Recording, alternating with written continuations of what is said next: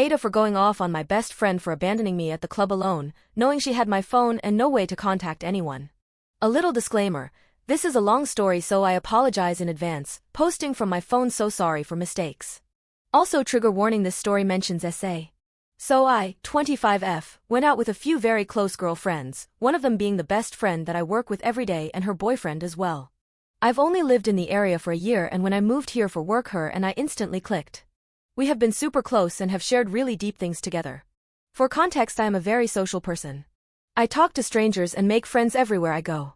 Everyone knows this about me, but I never have put myself in a dangerous situation, and if I'm going to go off and talk to strangers at the bar, I always make sure I'm where my friends can see me or I can see them.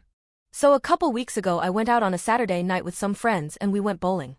After this, a couple more of them met up with us at a bar we usually go to. I was doing my normal thing and talking to strangers and dancing.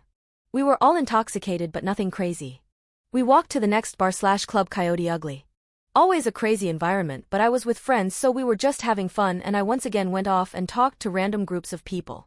I could understand how this could maybe be frustrating or worrisome, but my best friend was with her boyfriend and our other friends, and while I was with them, her and her boyfriend were all over each other and our other friends were doing their thing as well, so why can't I make friends, right? Night goes on and a couple of our friends ended up leaving. I was still socializing and eventually went to the bathroom and made note of where my friends were before it went. There was a line, of course, but I was only gone for about 10 minutes. When I went back to find them, everyone was gone. I looked everywhere for them.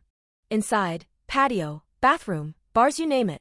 So after looking, I left the bar and started looking around the outside of the building. Mind you, my best friend had been holding onto my phone and I wasn't able to contact her. As I was walking the parking lot looking for them, a man, who seemed very kind and gentle at the time, asked if I was okay.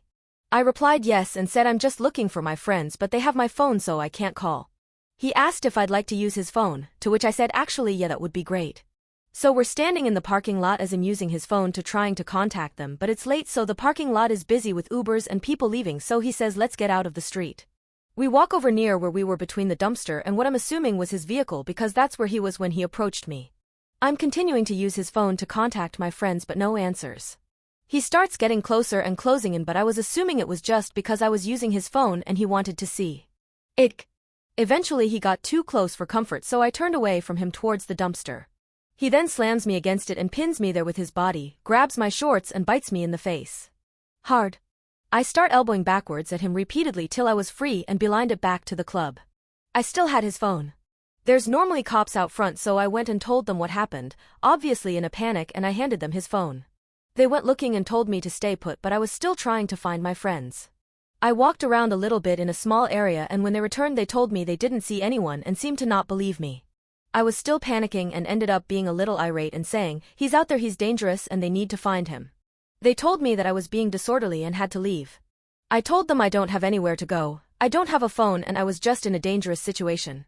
I asked if they were willing to send me out there on my own in this situation, and they still proceeded. Mind you, I know I was drunk and maybe it all looked crazy, but I also know how real and awful this all felt to me. At this point it's still only been about 30 minutes since I last saw my friends. These things happen fast, I guess. I also need to mention I do not blame my friends for what happened to me at all, but it is something that happened as a result of me being alone with no way to communicate with anyone. I left the club and walked towards the street where a lovely couple were walking by, and I asked to just use their phone to call my friends, and they were so gracious and kind to allow me to. I called my own cell and my best friend picked up. She ended up asking me my password and ordering me an Uber home off of my phone. Come to find out she was only 5 minutes down the road and could have easily turned around and picked me up and brought me my phone, and I could have gotten my keys from her place. I ended up having to Uber $56 home without a phone and break into my own apartment. The next couple of days I had no words for her. The next day I called my boyfriend off of Facebook on my laptop and he had to contact her for me. She brought me my phone and I received no apologies or remorse, just her saying OMG, our other friend was so drunk on the curb and her boyfriend was yelling at her so they had to leave. I didn't say much. I explained to her what happened to me and showed her the obvious bruising on my face. We worked together the Monday after and I didn't have words still. Tuesday we worked together again, but she was ready to leave early and told me she wanted to talk, so we did. She began the conversation with, so I'm really upset, and I couldn't hold back anymore. I responded with, you are really upset? You left me alone drunk with no phone. She proceeded to name off all of the things I did wrong that night. Going and talking to random people and disappearing all night. She said she looked for me, and when she couldn't find me her boyfriend got mad and our other friend was too drunk and he said they need to leave.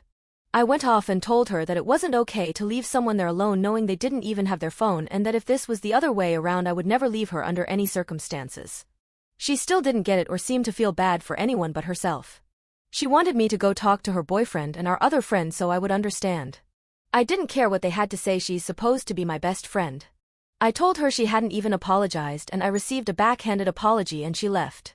Her and I haven't been the same since, and it's really sad because I thought I had a best friend, but now I can't help thinking she was never a true friend. Our relationship is ruined and I'm so sad because I really loved her and I loved us together and I didn't want that to end.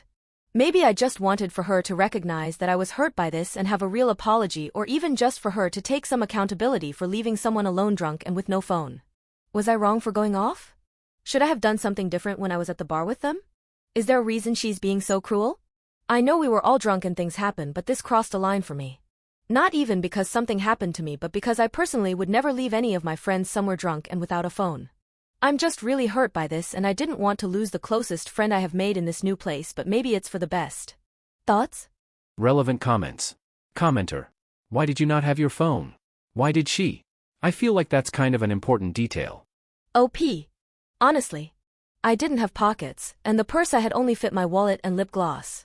She said she would hold onto it so I wouldn't lose it, which I've never lost a phone, but she was trying to be helpful and I didn't feel like I needed it in my hand if she was a safe space for me to leave it. Again, it's not her fault that she had it, but knowing she left me there alone knowing she had it? As I said, I was never out of their sight aside from using the restroom.